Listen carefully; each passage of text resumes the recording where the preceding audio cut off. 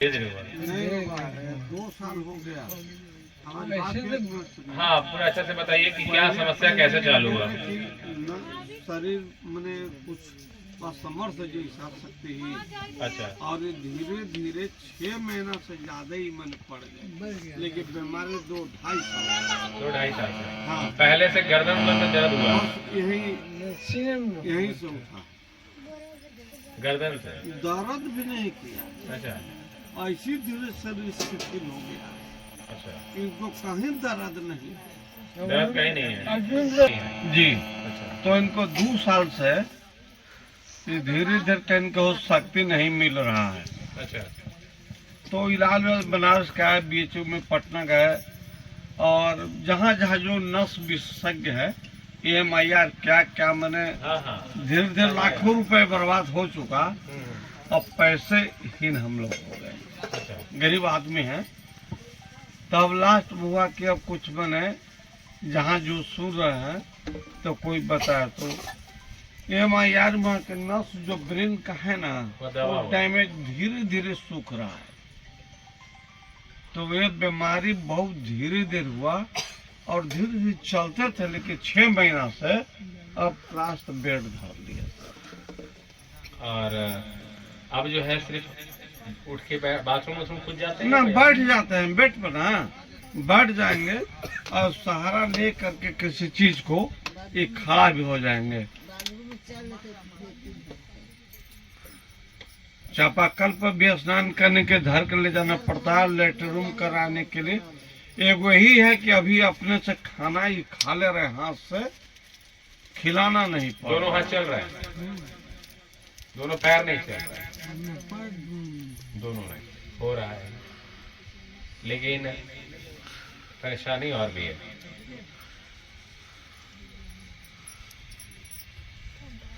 और जो परेशानी है दूसरा ये है कि आपके घर में पूजा पाठ जो है वो किसी का बलि दे के भी होता है? नहीं सर, याद से हम पहले का तो कुछ समय होता था, दरवाजे लेकिन पे हाँ, हम लोग का 60 दुआरी पे 60 बरस उम्र हो गया बाबा, तो कम से कम वही घर में आप रह रहे हैं, बरस की तो यादगारी है। रह रहे हैं वही घर में ना? हाँ, उसी घर में रह रहे हैं? नहीं, घर तो हम लोग को जन्म से ही छोड़ दिया गया। अच्छा। और तो जैसे यहाँ पिपराडी में है, और हमारा उम्र जो से औरंगाबाद में हुआ, तो ये गांव हम लोग छोड़ दिया। अच्छा। सब दिन निवास स्थान गांव में देवी देवता जो है उनको कौन रखा? दादा थे। तो अब वो देवी देवता को कौन पूछता है? हम लोग नहीं पूछते किसी को, उन लोग को नहीं। जो खस्सी भेड़ा लेता था उसको नहीं पूछते थे? और नहीं। साथ में जो आपके घर के कुल देवी देवता थे उनको भी तो आप नहीं पूछते? जी ना, हम लोग ना पूछे। तो सीरा भी नहीं लाए? नहीं देते ना। तो अच्छी बात है, मना कर दिए थे लेकिन जो दादाजी। शीरा लाए हैं वो शीरा भी हमें आपके घर में देवी देवता नहीं दिख रहे। मना कर दिए थे दादाजी कि हम जा रहे हैं, सबको लेते जा रहे हैं। ठीक तो है, वो वो सब गलत भ्रम चीज मत को लेके पड़ना। चले गए, लेकिन जो अच्छे चीज थे, घर का जो सीरा पीड़ा होता है, आपके घर का जो कुल देवी होते हैं या देवता होते हैं, वो भी आपके घर में मतलब दिख नहीं रहे हैं। घर में जो पॉजिटिव ऑरा होता है कुछ नहीं है, तो कम से कम आप घर में ध्वजा लगाते हैं हनुमान जी का? जी नहीं। तो ना आपके घर में कुल देवी देवता है, ना आपके घर में किसी भी हनुमान भगवान का, जैसे आप अगर शिव जी का पूजा करते तो शिव उपासक होते, हनुमान जी का होते तो हनुमान उपासक होते। कम से कम घर तो सात्विक होता, घर भी सात्विक आपका नहीं है।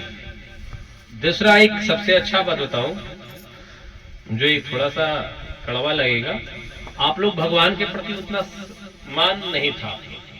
सच्चाई है ये, भगवान को आप लोग उतना नहीं मानते, नियम आप लोग उतना नहीं समझते हैं। ये सच्चाई है। आप लोग पूजा पाठ में आपके घर में ना कथा होता है ना कुछ होता है। सत्यनारायण होगा, कथा भी कराया हुआ आपको याद नहीं होगा। शादी में बस देखो, शादी कब हुआ है? 1976 में। 1976 में सत्यनारायण भगवान का कथा हुआ जो था। शादी हम लोग को हुआ उसमें हुआ है। हम देखिए, अब एक बात बताओ, घर में सिर्फ बाल बच्चा का शादी में आप सत्यनारायण का कथा कर लीजिए और उसके बाद घर का पूरा वातावरण जो है नेगेटिव एनर्जी में छोड़ दीजिएगा तो क्या होगा। जो कैलेंडर रखने से कुछ नहीं होता है, कैलेंडर होता है ना, आप उसको डेट देखने के लिए, तारीख देखने के लिए, आप लोग भगवान को उचित रूप से माने नहीं, ये सच्चाई है। इसको आप चाहे हाँ बोले ना बोले लेकिन नहीं माने। यहाँ तक कि कुछ जगह पे आपने तर्क भी किया है भगवान के प्रति, मनुस्मृति ये सही बात है। पुस्तक है बाबा, हाँ उसको मैंने पढ़ा तो सत्यनारायण भगवान का ब्रह्मवाद से पूरा खंडन किया। अच्छा उसको हम बहुत गहराई से अध्ययन किए। अच्छा उसके बाद ये सब हमका एक सर अजूब थी। देखे हम सही बात पे, देखिए हम आ गए ना, ये सब फालतू चीज हो गया ना, फालतू चीज लगा ना आपको। हम लोग थोड़ा सा बोलेंगे जो आपको बुरा लगेगा, लेकिन जो सच है वो बोलेंगे, क्योंकि आप मेरे पास आते हैं, मैं पर्चा नहीं लिखता, लेकिन सबका हुलिया मेरे पास रहता है। हम पर्चा लिखना जब चाहेंगे तो लिखेंगे, अभी नहीं है क्योंकि मेरा मन नहीं है। जिस दिन से आने लगेंगे उस दिन से पर्चा चालू होगा, ये सोचे। लेकिन और एक बात और, मनुस्मृति का जब आप बात किए, मनुस्मृति आपने पढ़ा अवश्य, जान नहीं पाए। देखिए खंड अत्याचार होता है ना, तो 4 लोग वहां पे जरूर मारने वाले होते, 2 लोग बचाने वाले भी रहते हैं, उसी समाज में से रहते हैं। क्योंकि अगर किसी गांव में पिटा रहा हो कोई व्यक्ति तो देखिएगा जरूर 20 लोग उसमें मारने वाले मिल जाएंगे, 2 लोग उसमें से उसी गांव वाले में से रहेगा जो बचाने वाला भी रहेगा। यानी अगर आप सबको, पूरे गांव को बोल रहे हैं तो उस 2 लोगों को ही बोल रहे हैं जो आपको बचाया। अगर धर्म को आप गलत, जैसे आप ब्राह्मणवाद को गलत बोल सकते हैं, लेकिन पूरा का पूरा ब्राह्मण ही अगर गलत होता तो आज धर्म बच के नहीं रहता। धर्म में ही तो सिखाया गया कि चातुर्वर्ण्यम शास्त्रम गुण कर्म विभाग से। भगवान श्री कृष्ण ने भगवत गीता में कहा कि भैया हमने किसी को जन्म दिया, लेकिन हमने किसी को ये नहीं कहा कि तुम इसी धर्म, जो जन्म तुम जाति में ले लिए, मतलब तुमको अगर हमने ब्राह्मण बनाया तो तुम ब्राह्मण ही रहोगे, तुम्हारा पुत्र ब्राह्मण ही रहेगा, ऐसा कुछ नहीं है। कर्म से तुम ब्राह्मण हो सकते हो, कर्म से तुम क्षत्रिय, कर्म से तुम वैश्य हो, कर्म से ही शूद्र। अब शूद्र कोई गलत नहीं है, आप हम जो है ना हीन भावना से उसको बना दिए, जबरदस्ती बना दिए हैं। आप बोलते हैं ब्राह्मण, ब्राह्मण से ज्यादा लोग आप भी बनाए हैं, सब एक एक हिस्सा लिए उसमें हीन बोलने के लिए। लेकिन क्या हीन है भाई? हीन होता है कौन? जो गंदगी लगा के रहेगा तो हीन नहीं है क्या? अगर वो राजपूत हो या ब्राह्मण हो, क्या मतलब है? ब्राह्मण अगर नाली में से आया तो क्या आप अपने घर में घुसा के उसे खाना खिलाएंगे क्या? बैठा के खिलाएंगे? कितना भी ब्राह्मण रहे उससे क्या मतलब है? पंडित जी है, नल्ली में से आ रहे हैं, इतना इतना नल्ली में गिर गए, अब वो आ गए आपके दरवाजा पर, क्या बोलिए? आओ आप पलंग पर बैठा लीजिएगा? नहीं बैठाइएगा। हीन जो है ना वो नाली है, वो ब्राह्मण है। हीन जो है वो शूद्र नहीं था, शूद्र हीन नहीं था, आपने उसको हीन बनाया। क्यों? क्योंकि वो आपका जो है सही काम कर रहा था। अब नाली साफ कर रहा है तो वो नाली साफ कर दिया तो वो शूद्र हो गया, उसको आप शूद्र बोलने लगे। लेकिन नाली साफ करने वाला कोई भी व्यक्ति, आज ब्राह्मण भी होगा, नाली साफ करेगा तो भैया गंदगी है वहां पे, उस समय गंदा है, उस समय वो गंदा है, जाके स्नान कर लेगा, वो शुद्ध हो गया। तो शूद्र भी स्नान किया, शुद्ध हुआ।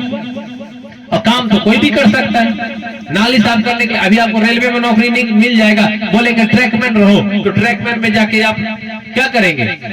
रेल का पटरी पे आप चलेंगे ना, ठोकेंगे ना हर जगह। प्लम्बर में काम मिल जाएगा, IW में काम मिल जाएगा रेलवे का, तो पानी वाला नल जाके खोलेंगे ना, क्या वो शूद्र ही करेगा क्या? ब्राह्मण को नौकरी लेगा, ब्राह्मण भी करेगा। ब्राह्मण चपरासी नहीं है क्या? बड़े बड़े डीएम रहेगा जो शूद्र रहे, डीएम जो है मान लो कोई शूद्र जाति से, और वहां जो है चपरासी ब्राह्मण है, तो क्या पानी नहीं पिलाएगा क्या उसको? उसको नौकरी करना है। बुड़बक आप बन रहे हैं, बेवकूफ आप बन रहे हैं। वो जान रहे हैं कि कर्म हमारा, हमको सैलरी मिल रहा है, हमको करना है। अभी नौकरी का बारी आ जाए चपरासी का, सारे ब्राह्मण सारे राजपूत भरेंगे, आप सिर्फ भरिएगा, वो भी भरेंगे। वहां तो कोई तरह का बात नहीं हो रहा। मन में अपने खुद ही हम लोग डाल चुके हैं कि वो शूद्र है तो वो हीन है, वो राजपूत है तो वीर है। कोई ऐसा नहीं है भैया। आप प्रैक्टिस करो तलवार का, तलवार अच्छा सीख जाओगे तो आप राजपूत को हरा दोगे। तो आप राजपूत, युद्ध करने वाला राजपूत है ना। ब्राह्मण जो वेद पढ़ा रहा है वो ब्राह्मण ना। और वैसे जो आपका इस पूरे भारत का, विश्व तो नहीं बोलेंगे फिलहाल, भारत को समझा रहे हैं तो भारत को बताएंगे कि इस भारत का अर्थव्यवस्था को जो संभाल रहा है वो वैश्य। अर्थव्यवस्था कौन संभालता है? बिजनेसमैन। अब बिजनेसमैन चाहे ब्राह्मण हो, क्षत्रिय हो, वैश्य हो, शूद्र हो, उससे क्या मतलब, कौन जाति से, मगर वो वर्ण कौन सा होगा? वैश्य। शूद्र, शूद्र कहने का तात्पर्य सुनने में ही बता यार शूद्र है, इतना छोटा जाति। अरे शूद्र बस आप ना हम बना दिए उसको छोटा जाति। शूद्र तो अगर कहा जाए तो भगवान विष्णु के चरण से प्रकट हुआ। अभी भगवान विष्णु के चरण से प्रकट हुआ और आप सब कहाँ मिलना चाहते हैं? आप सब कहाँ विलीन होना चाहते हैं? इतना भगवान का पूजा करते कहाँ करते हैं? उनके चरणों पे ही तो करते हैं। और चरणों से जो पैदा हुआ वो हीन, और चरणों में मिलना चाहते हैं आप ब्राह्मण होके, आप क्षत्रिय होके, आप चरणों में ही जाना चाहते। कहते हैं भैया हे भगवान, हमको जब भी हम मरे तो आपके चरणों में मरे। मेरा जब भी दर्शन हो भगवान आपका चरण पे दर्शन है। हे भगवान मेरा मौत हो जाए तो आपके चरणों में हम चले जाए। आप तो जाना चाहते हैं, वहां से वो आया है। तो ज्यादा शुद्ध कौन है? वो है ना जहां आप जाना चाह रहे हो। आप एकदम लगे हो, उन्हीं का रोड़ी चंदन लगा रहे हो उनका पैर में कि हमको आप अपने चरणों में विलीन कर लीजिए, और उसी चरण से वो शुद्ध आया, तो वो ज्यादा शुद्ध है आपसे। मुंह से आने वाला ब्राह्मण होगा तो झूठा हो सकता है कि ब्राह्मण झूठा हो, मुंह से आया है। तर्क तो बहुत है, गलत बोलने के लिए तो बहुत है। अगर हम भी इस पर तर्क दें कि ब्राह्मण झूठा है, ब्राह्मण तो मुंह से आया, लेकिन भगवान का मुंह से आया तो क्या झूठा हो जाएगा? नहीं। लेकिन बोलने के लिए तो कुछ भी तर्क दे सकते। हाथ से, बाजू से जो जन्म लेगा वो मजबूत रहेगा, तो बिना पैर का मजबूत कैसे? आपका हाथ बहुत ताकतवर है, पैर आपका है ये नहीं, चलिएगा कैसे? तो पैर कैसे? पैर तो सबको लेके चल रहा है, रीढ़ है। इनका पैर दिक्कत है तब ना, हाथ मजबूत है, पैर नहीं।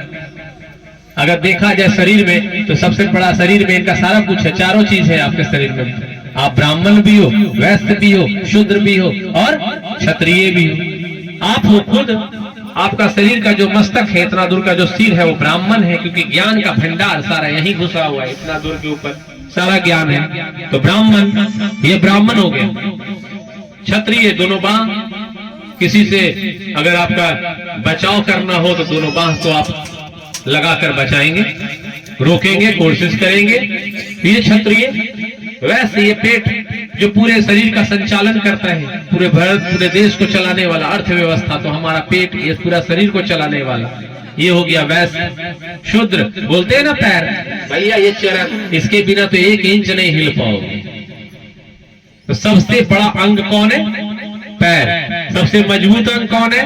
पैर। और इसको आप हीन बता रहे हो। तो ये बताने वाला जो है ना, जो बीच में लोग आए, जो ऐसे करके चले गए, गलत भ्रम फैला कर चले गए, वो हो गया।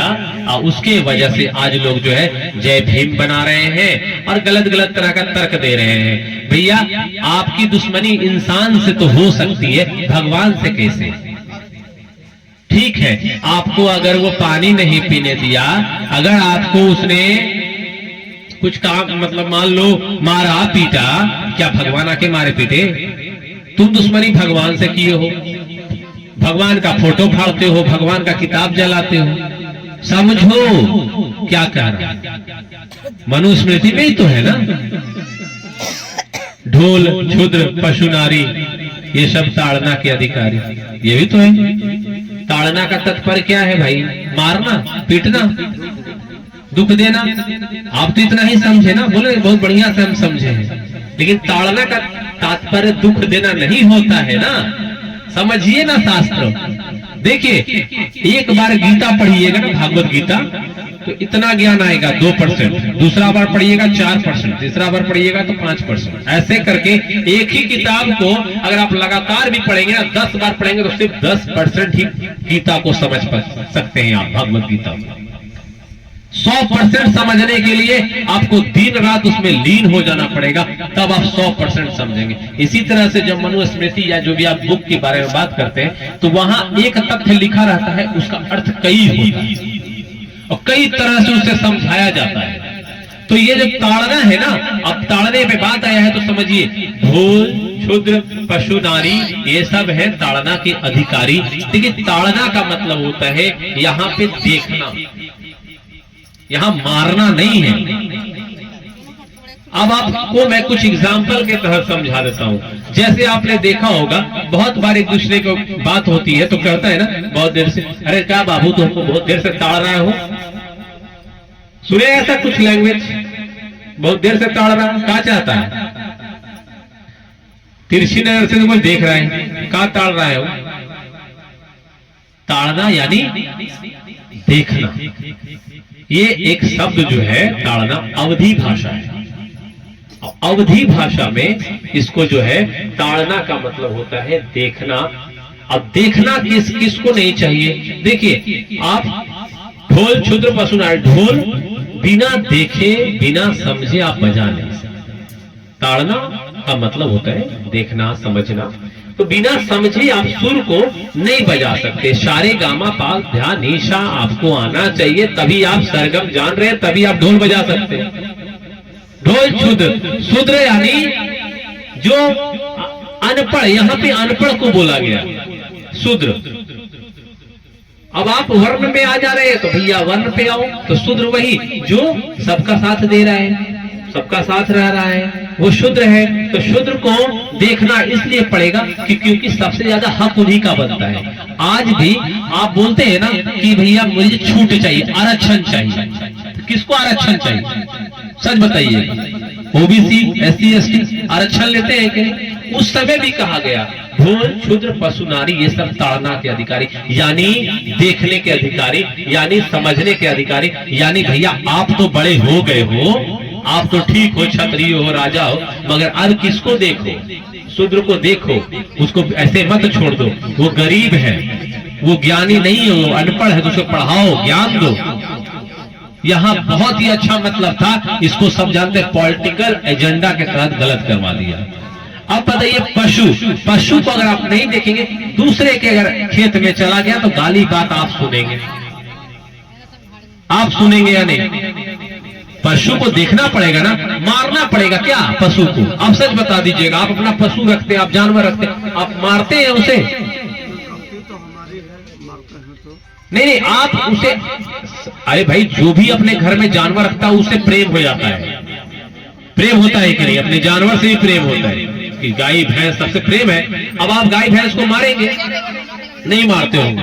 बहुत 99% कोशिश करते होंगे कि हल्का फल्का समझा के, हल्का फल्का इधर दिए इधर जाए, लेकिन मारिएगा नहीं, डंडा लेकर मार दीजिएगा। आपको प्रेम है उससे, जान रहे कि मेरा 1 लाख रुपए का पूंजी है, सच्चाई है। आप देखिएगा, सिर्फ वाच कीजिएगा कि ये जो जानवर है दूसरा का खेत में नहीं चल जाए वरना पिटाएगा, वो तो मारेगा, दूसरा का है। तो आप देखिएगा कि नहीं, आप उसका रक्षा कीजिएगा कि नहीं? तो आप देख रहे हैं, यानी ढोल, क्षुद्र, पशु को आपने देखा, समझा, उसको आप इधर उधर नहीं जाने दे रहे हैं। अगर देख जाए देंगे तो वो भाई दिक्कत है, दूसरा से गाली गलौज होगा। और नारी, आप स्त्री का बारे में बात करते हैं ना, सच्चाई है।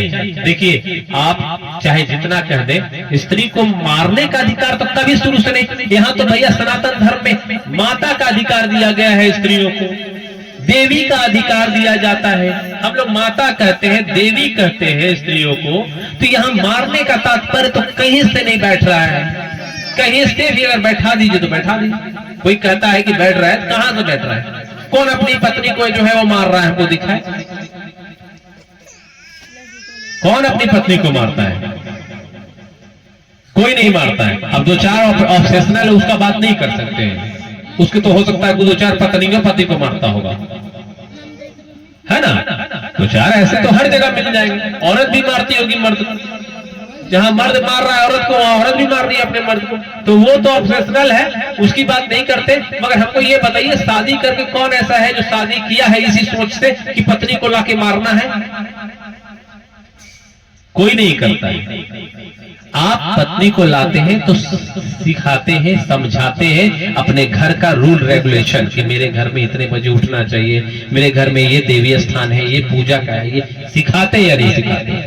दूसरा, अपने पुत्र से ज्यादा अपनी पुत्री को आप ध्यान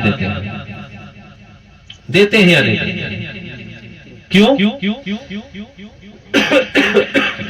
कि गलत रास्ता ना चला जाए, मेरी बेटी पे जो है किसी का गलत नजर ना हो, मेरी बेटी पे जो है कहां जा रही है नहीं जा रही है हम ध्यान दें। तो आप ध्यान दे रहे हैं या उसको मार रहे हैं? सच बताइए, क्योंकि स्त्री में आपकी बेटी भी आती है और आपकी पत्नी भी आती है, आपकी माँ भी आती है। तो आप जब बेटी पे बात आया तो क्या मारिएगा? पत्नी पे तो सब एग्जाम्पल देते रहे कि मारने के बारे में बात हुआ है। माँ के बारे में मारने पे बात हो सकता है? शास्त्र कभी कर सकता है कि अपनी माँ को मारो?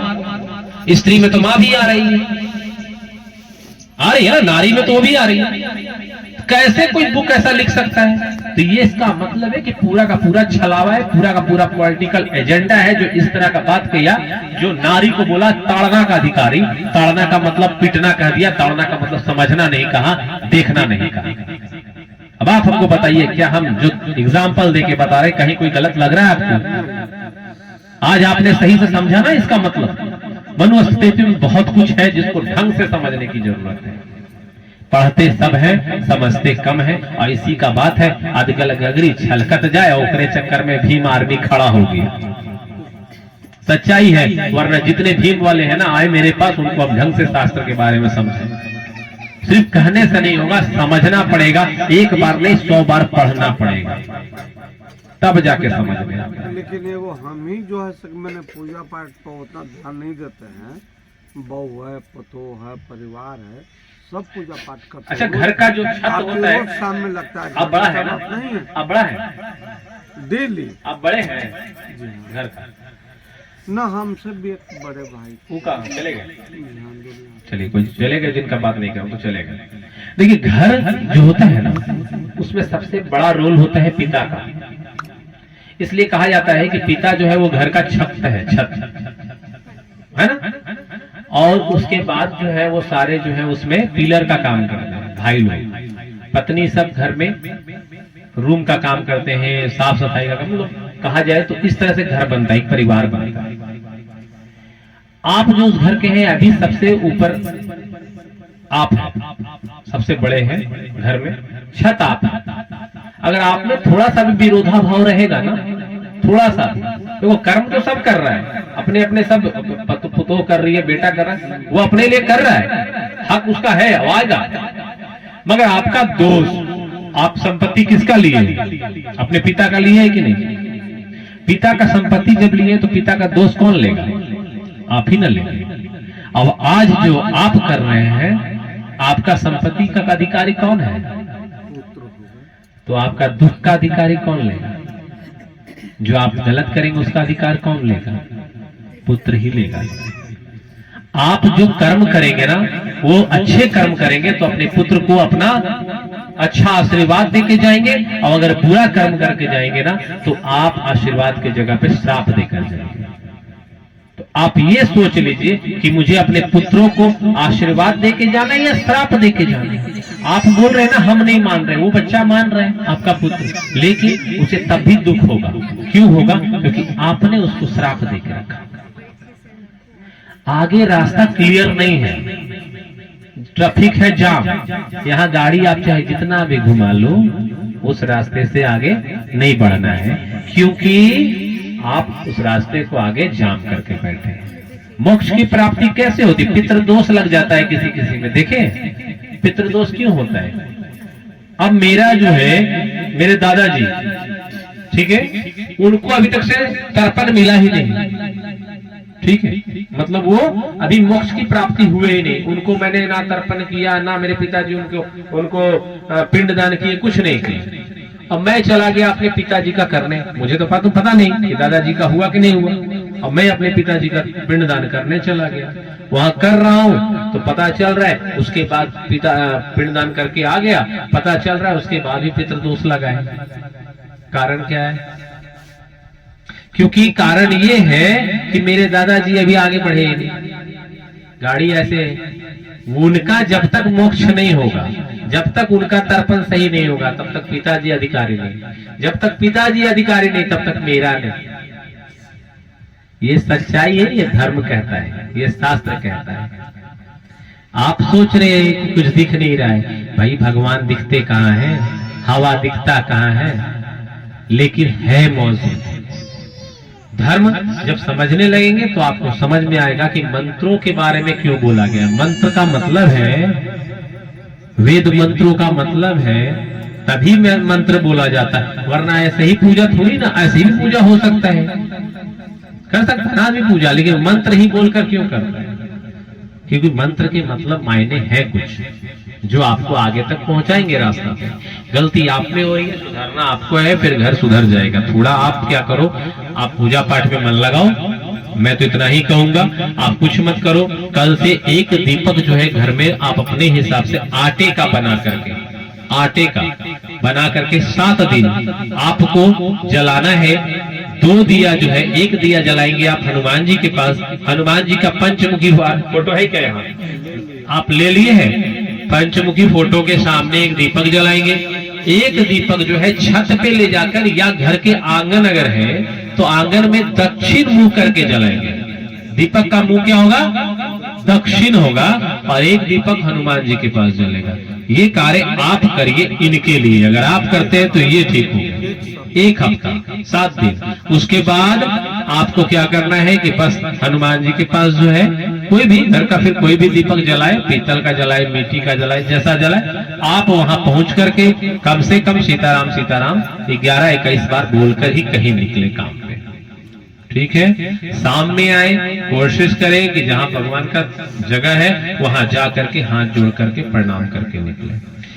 आप घर में इनका और आपका और पुत्र का तो हम नहीं देख रहे हैं शक्ल यहाँ पे, दोनों क्या कीजिएगा कि कल से आप लोग हल्दी और चंदन मिला करके, ठीक है, हल्दी और चंदन मिला करके और तिलक करेंगे मस्तिष्क पे। हल्दी और चंदन, ऊपर से आप रोड़ी लगा सकते हैं लाल करने के लिए, लेकिन मेन हल्दी और चंदन मिला करके आप लोग को लगाना है। चंदन आप पीला मिला लो, सादा मिला लो, हल्दी जरूरी है, मिला करके करना है। चंदन जब करेंगे कोशिश करेंगे कि गोल करें, ठीक है, कोशिश करेंगे गोल करें। एक वहां आप चंदन लगाएंगे, तिलक एक लगाएंगे यहाँ, ठीक है, छाती के बीचों बीच में लगाएंगे। ये जो है वो दिखेगा नहीं, ये दुनिया को दिखाने के लिए, ये जो आपके ऊपर समस्या करके रखा है वो वहीं तक देखेगा, आपके ऊपर तक ही। वहां जो रखा है वो आपका रक्षा कर लेगा, इसलिए 2 जगह तिलक लगाइएगा। ठीक है, कुछ बातें हैं जो स्पष्ट करने की आवश्यकता नहीं है, ठीक होने से मतलब है, तो इसलिए 2 जगह तिलक लगाएंगे। अगर आपका पुत्र है तो वो लोग को बताएंगे तिलक लगाओ बेटा, और हल्दी और चंदन मिलाकर लगाओ। घर के कोई भी लगा रहे हैं तो हल्दी चंदन मिलाकर, क्योंकि आपके घर पे थोड़ा सा नहीं कहे बहुत ज्यादा समस्या है, ठीक है, और थोड़ा सा सबके लिए बोलते हैं, आपके घर में थोड़ा ज्यादा है और अभी इनको हुआ है, आप किसी और को भी ये चीज हो सकता है, ऐसा हिसाब है, हिसाब यही चल रहा है। तो हिसाब यहाँ आए हैं, मैं इतना जानता हूँ कि यहाँ आए हैं तो अब रोग नहीं बढ़ेगी, ठीक होगा, बढ़ेगी। बस जैसा बताए विश्वास से करना है। ओम कष्टहरणेश्वराय नमः का जाप कीजिए। एक छोटा सा मिट्टी का बर्तन ले दीजिए इनके लिए, आप अपने हाथ से प्रत्येक दिन 5 आहुति देंगे, 10 दे दीजिएगा, 5 दीजिएगा, ओम कष्टहरणेश्वराय नमः स्वाहा करके, ठीक है, और 5 दीजिएगा ओम हनुमते नमः स्वाहा करके। ये 5-5 आहुति आप प्रत्येक दिन दीजिए। धूप मिलाकर रख लीजिए घर में, ठीक है, ये जो लेके आए उसको लेके चले जाइए और उसको रख लीजिए घर में ही। आप पूर्णिमा को तो यहाँ आना है तो यहाँ से आप ले लीजिएगा, अभी आप ले लीजिए, कल से स्टार्ट कीजिए। इस तरह से उंगली पकड़िएगा, इस तरह से, और ऐसे डालिएगा 5-5 बार दोनों। मिट्टी का एक छोटा सा प्याला ले लीजिए, उसमें थोड़ा सा गोईठा जला करके रख लीजिएगा और 5-5 बार दोनों आप आहुति कल से कीजिएगा। वो जो भभूति होगी जो जल कर, उसको आप कहीं घर में ही रखिएगा, बाहर मत लीजिए, घर में बगान है मिट्टी का, जैसे मैदान आप लोग का हो, खेत उत है ना, उसमें डाल दीजिएगा, कहीं जाने मत दीजिएगा, ठीक है। आप बताओ खड़ा होने में कहाँ दिक्कत होता है, दिक्कत कहाँ पे होता है? पूरे बॉडी में नहीं होते, उठता नहीं है, प्रयास करो, उठाइए, आप उठिए, खोल उठिए, खोल के रखिए ना।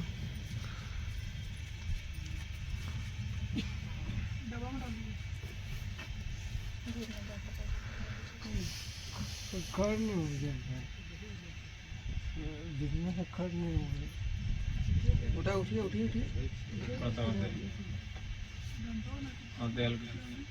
उठिए उठिए, कोई बात ना, उठिए ना।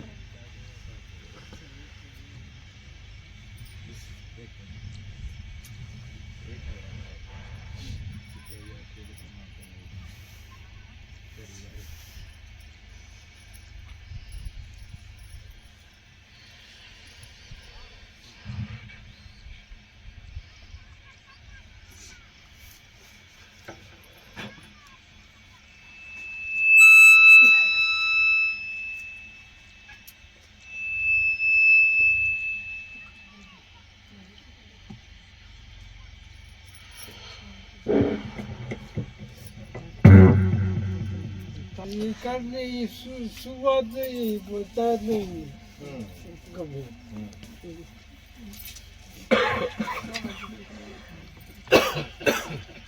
हमको भी खांसी हो गया।